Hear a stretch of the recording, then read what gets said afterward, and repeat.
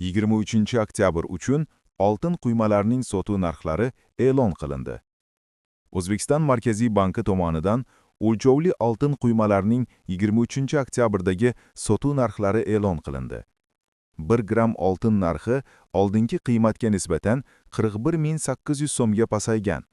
O'lchovli oltin quymalarining narxlari quyidagicha: 5 gram 8.117.000 so'm, 10 gram 16.234.000 so'm, 20 gram 32.468.000 so'm, 50 gram 81.170.000 so'm, 100 gram 162.341.000 so'm.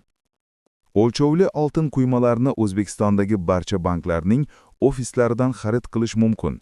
Eslatma: bank ofisiga borishdan oldin oltin quymalar mavjudligini aniqlashtirib olish yodingizdan chiqmasin.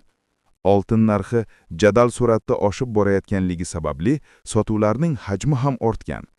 Ko'plab bank ofislarida oltin quymalarning tugab qolish ehtimoli mavjud.